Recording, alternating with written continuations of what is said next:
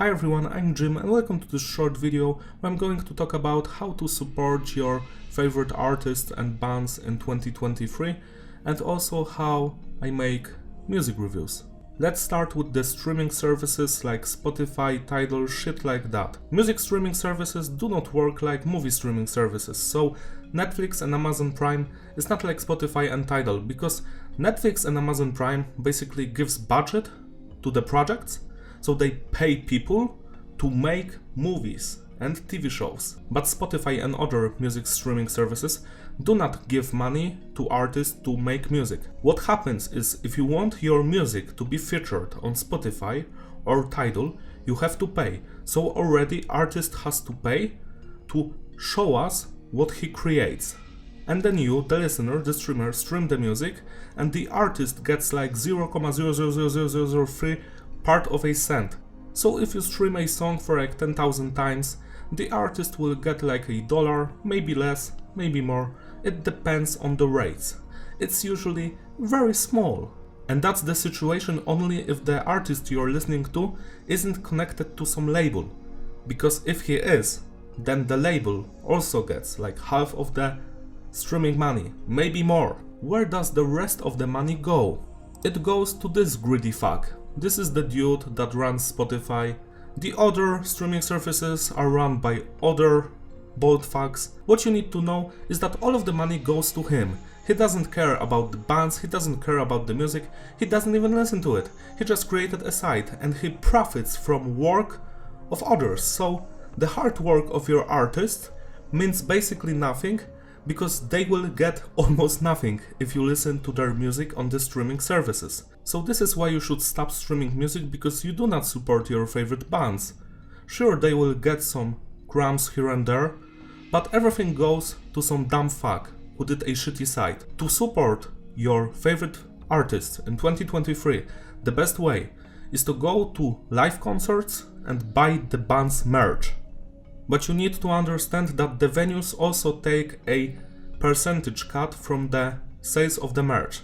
So, like, the band sells a hoodie for like $20.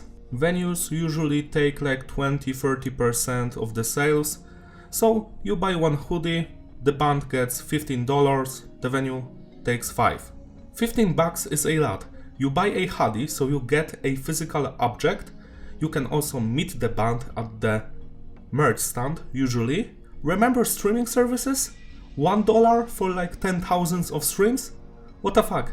Just buy one hoodie. Sure, sometimes the venue takes more, like 50% cut, but then you will hear about it because the band will whine about it, and rightfully so, because it's not okay, it's not fair.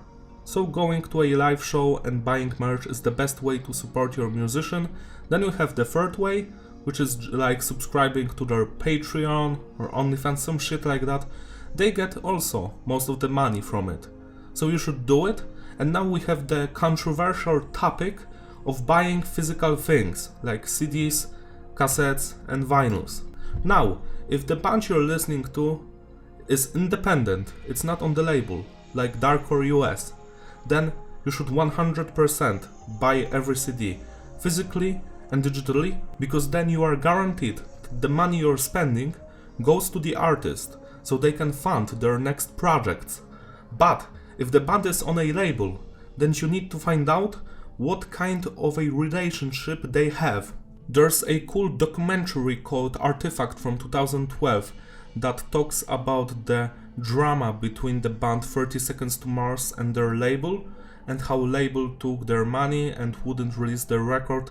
I urge you to check it out to find out how labels screw over the artists. Usually they take 95% of the money and the rest goes to the band. So buying a physical copy of Slipknot in 1999 won't make Slipknot billionaires. It will not. Roadrunner Records will become billionaires, not the band.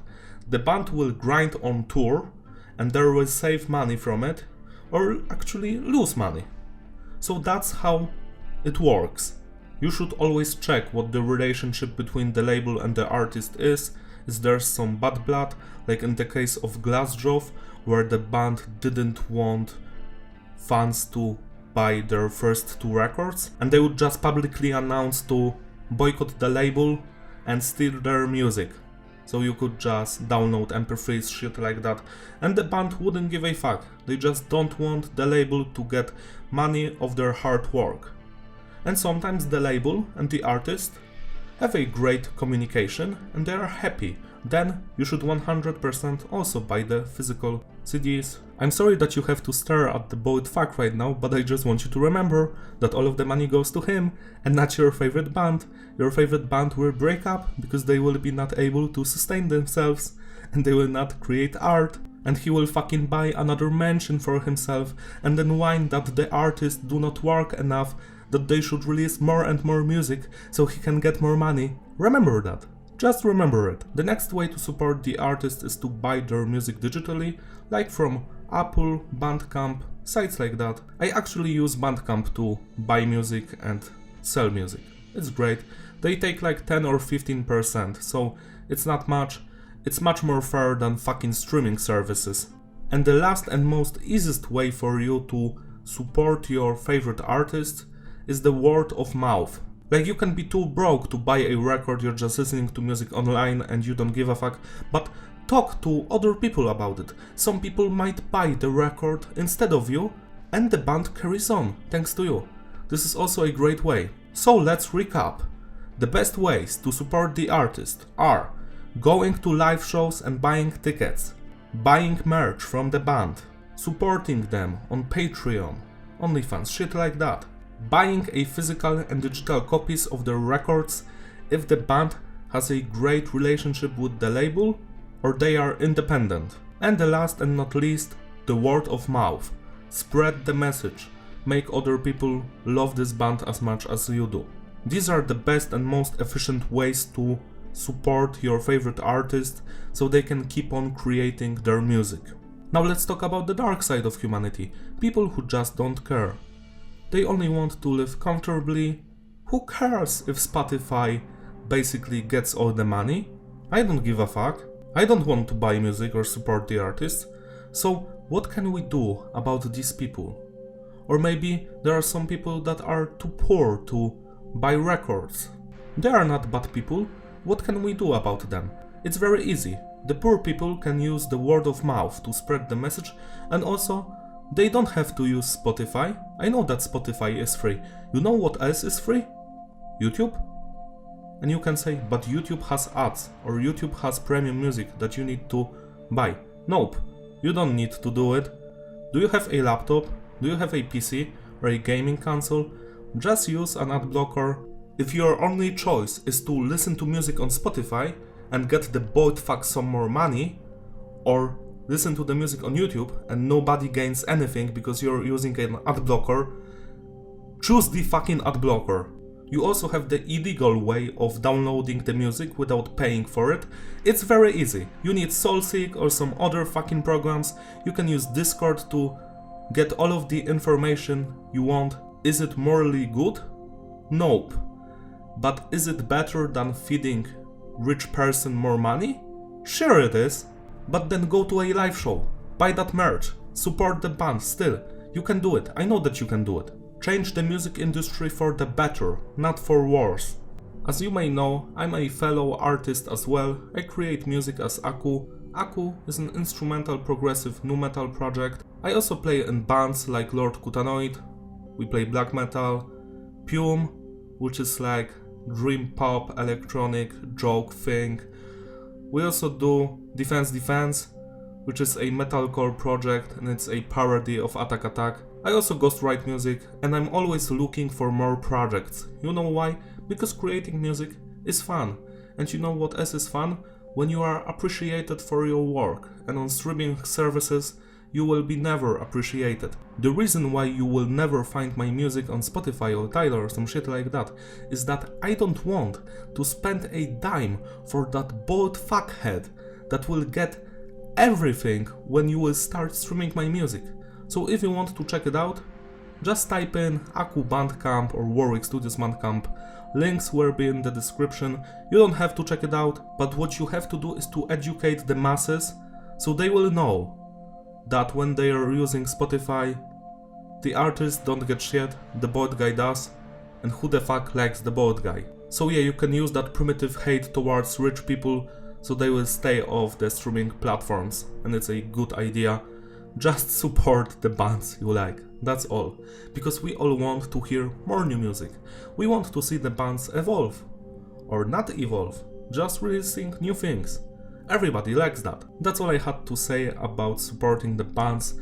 Now let's talk about how I review music on this channel. I usually post like 5 or 7 reviews a week. This is actually a very time-consuming job, even if my reviews aren't that professional, to be honest.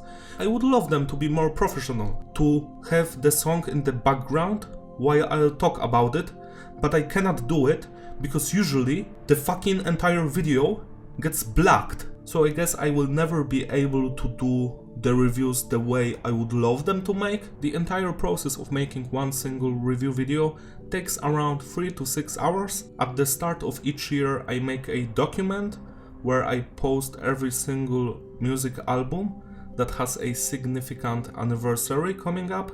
By significant I mean like, you know, 5th or 10th or 15th or 20th anniversary. And on top of that I'll also try listening to new records.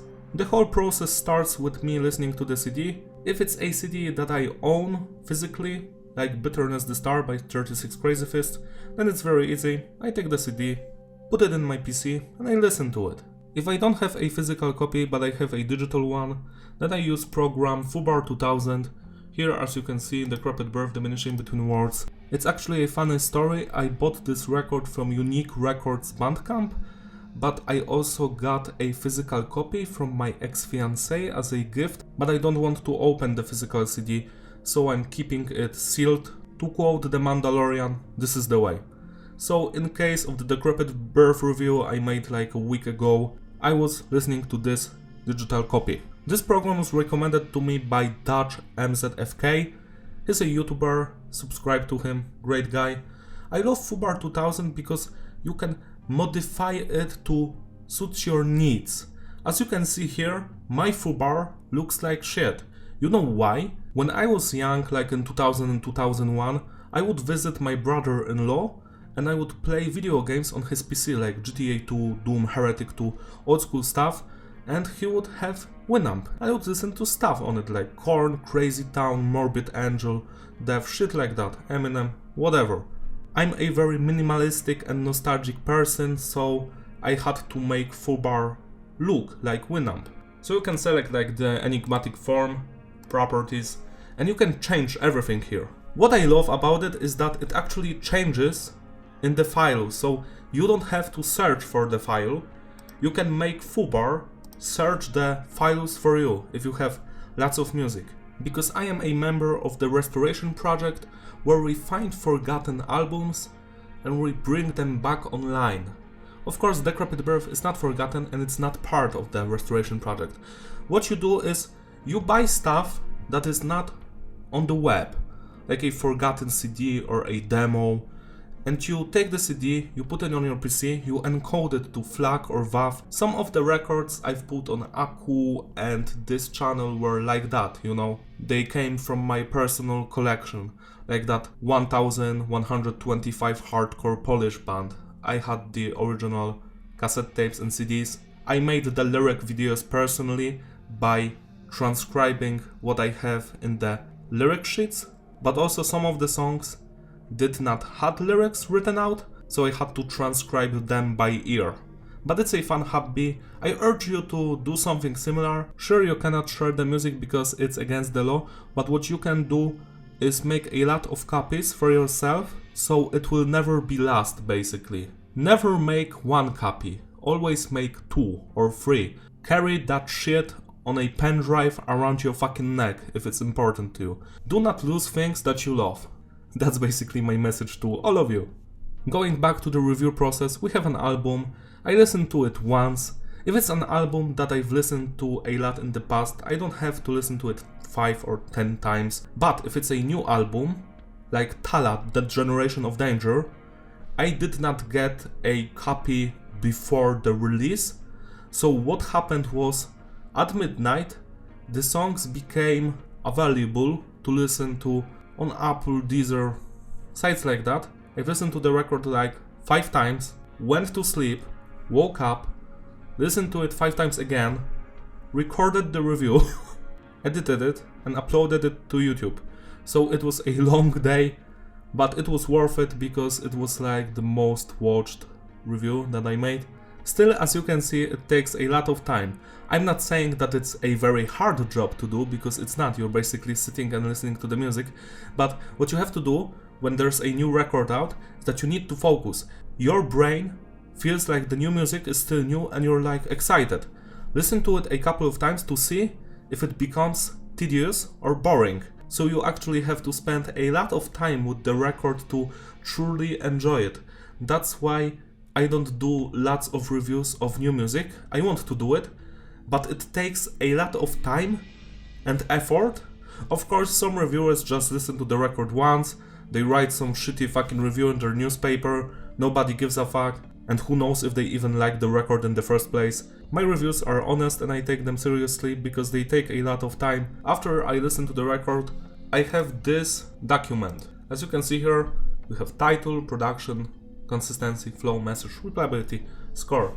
This thing, it's about the whole album, not the individual songs. So this is what I do at the very end. Here we have songs, and we have some titles, sure. Structure is how song is built, you know, like a house. The song can have an intro, it can have verses, choruses, pre-choruses, pre-verses, bridge, solo, breakdowns, outro, things like that. Of course, some songs don't have an intro or outro.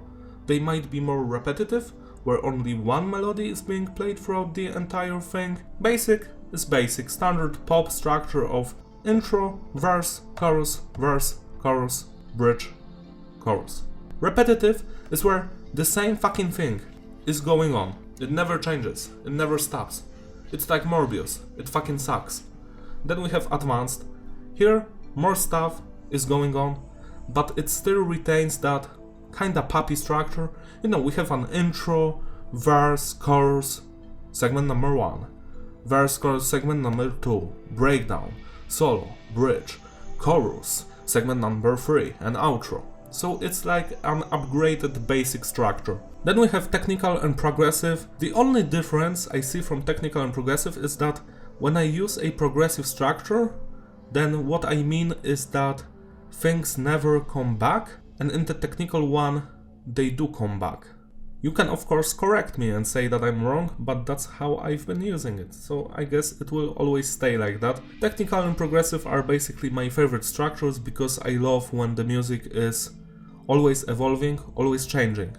But I have nothing against a basic structure if the song is great. The next stuff are the instruments. Basically in this category, I'm focusing on every instrument that I can hear. The next thing are the vocals, and it's the same as the instruments. As I said, my reviews are in depth, but this categorization of instruments and vocals is not that important because it's either good, bad or average. Replayability, yes, no and some. I use replayability to describe two things. The first one is, do I like to replay the song on its own? You know, like outside the record? And the second way is, do I replay the song in context of the record? So when I listen to the album from beginning to the end, will I skip the song or not? Usually when the song is great I don't even mention this, but if it's not, then I will talk about it. Like the most problems I have with those 5 out of 10 songs, you know, average ones, because average song can still have an amazing moment. So then again, I focus on the details, I talk about which moment was great and that I like to replay that moment, but the entire song, like, no. These scores of the individual songs also aren't that much important. Like, it's very easy to rate something if it's either great or bad. The worst songs are the ones that have good and bad things. Then you need to focus on how much the song means to you. Why do I have an emotional attachment to the song? Am I biased because I had some great things happen to me while this song was playing? And I like to talk about this stuff. I like to talk about my stories from my life, how which song is connected to me and why. Because I think it's interesting. Everything is subjective and you think about it in your way. So if some people don't like my ratings, it doesn't hurt me in any way, because you can still make your own review and talk about it. And I will still listen to you and still listen to your points, because it's interesting. We all have different outlooks on life. The score of the tracks actually goes up to 13, not to 10. I just use the scale 0 to 10, so if somebody new watches the review, he's like, oh, this song is epic, 10 out of 10. And there's some song that gets 11 out of 10, and that means that this song is so good that once in my life I was listening to it for like an hour straight, replaying it because it was so good, and that feeling never vanished. 12 out of 10 is even more important. It's a song that defines life for me.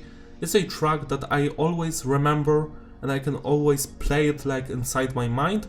And 13 out of 10, this rating is reserved just for the songs that are life-changing and eternal. When I'm done with the individual songs, I go up here, and the first thing is production. Here's the production line. It can be either bad or poor. Overproduced is where there's just too many layers of everything. The vocalist has like 16 layers of the same thing he's saying, and you're like, what the hell is going on?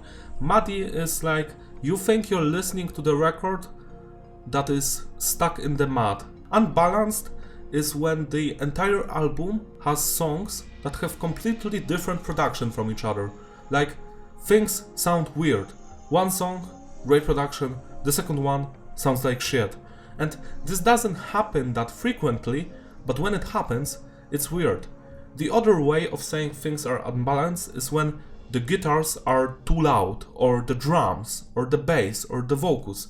Some albums have vocals up front so much that you have to fucking focus to hear the instruments, and you're like, what the hell is going on? I usually listen to music on my headphones, so the whole production line, when I say the production is tight or not, it means that on the headphones it's fucking great. The best productions are where the music sounds epic on every electronic device you own. Raw production is not actually a negative thing. Raw is like Shadows Fall first record. You have to adjust your senses to listen to it. So people who only listen to new school records might be off-put by that old school thing, but I am not. I just have to listen to it for like 5 to 10 minutes to start to appreciate it, because it will sound good, but after a while, on the first contact, you will be like, I am not sure what's going on, but after a while it just clicks. So that's a raw production. Full and tight are actually the same thing. It's when the production is perfect, it's clean but heavy at the same time. You can hear every instrument without any problems. There's no clipping, no loudness war, no shit like that. Next stuff on our list is consistency. It can be either stable or various. When I talk about consistency in my reviews, I'm talking about the fact if the songs present the equal quality throughout the record. So let's imagine some album that is shit from beginning to the end, like every song is like 0 out of 10, you hate it. Is it consistent? It actually is. It's always shit. But if there's like 1 or 2 great songs, then the consistency is various. Flow is similar to consistency in that way that is the album one entity? Do you enjoy how the songs morph into each other? Are the songs placed in a good way? Half of the record and the songs are sounding almost the same, and you get bored. It doesn't grab your attention anymore, then the flow is disrupted. Are you having fun while listening to the album? Next thing is the message. Here we focus on the lyrical content, about the details of the record. What are the songs about? Because some albums are just about one topic. Like Whitechapel, The Somatic Defilement was about Jack the Ripper killing horse. Or you have Rings of Saturn and every song is about some alien species killing humans or stuff like that. So you can put aliens as the message. But then you have some political bands or bands that do social commentaries, like Enter Shikari or Rage Against the Machine or shit like that. Maybe not every song is about society. Then I put diverse and I talk about each single song separately. And the final thing is the score of the entire record. The score of the record goes from 0 to 12. 12 is a secret rating only for the best albums of all time. Diminishing Between Words has the timeless score, and maybe 2 other albums will have it, and that's basically it. Who knows, maybe another epic record will be made. I hope so. So yeah, Abomination is just an abomination. I'm actually not sure if an abomination even exists, because it would have nothing good in it. And usually every record has something good about it. Even if you hate somebody's vocals, then you might enjoy the guitar work. And if the guitar work is shitty, maybe the bass is great, or maybe the drums. Or maybe if you listen to rap music, then the rapper is great, or maybe he sucks, but the beat is great. Maybe some of the keyboard elements are fine. The album I hate the most is See You on the Other Side by Korn, and I don't think that it would get an abomination or awful score.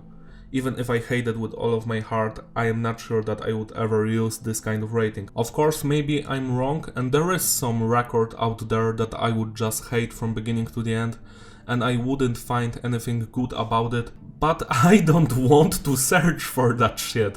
I would rather search for some timeless records. With Disappointing, we have a new category of records, because Bad, Awful and Abominations we know. These are records that are just a waste of time. But Disappointing isn't exactly a bad record. Even bad record might not be bad, because it might have 1 or 2 great songs, but the rest of it might be abysmal. So that's why I rate each song individually, so people know that while the record can be bad, it might contain some beautiful songs as well. That's why you have to listen to the record from beginning to the end. You cannot have an opinion about a band or an album if you don't listen to the entire thing, because you never know where the record will go. Sure, some records might sound the same from beginning to the end, but some do not. Decent and good, yeah, okay. And then we have great and excellent, these are the best kind of records, and masterpieces and legendary ones, classics. So yeah, listening to the entire record, then putting all the information here, it's like 1 or 2 hours, then recording the review, which takes around 30 to 1 hour. It depends on the video and the record and how much information I want to present about it. Some reviews are very short because I just don't have any life-changing information about them. Like, I can say that yeah, I listened to that record, I really enjoyed it, every song was good, it wasn't perfect but it was great, and basically that's the entire review, because I have no life stories about the tracks, or the songs don't provoke that much emotions in me. The best reviews are like that of Decrepit Birth or Machine Head Catharsis, where I have lots of things to talk about, because some of the reviews are short because like the entire record is about one thing. That already makes the review shorter, and I have not a lot of stuff to talk about. I just focus on the instruments and the vocals and how they sound and blah blah blah, things like that. After I record the review, I have to export the files, add them to my editing software, edit the video,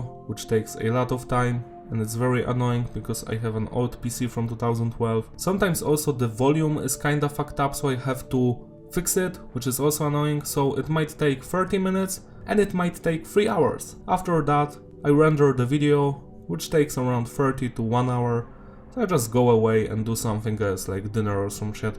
Then I come back and upload the video, and that's it. That's how much work goes into one of these reviews I make. 3 to 6 or more hours of work, and it's fine. I like to do it, it's fun. Wish I could do it for all of my life because I love music, but who knows, maybe I will die tomorrow, we never know. That's it from me, thank you for watching. I hope now you will enjoy my reviews more, or maybe less. Don't forget to like and subscribe, and I will see you in my other videos. Bye!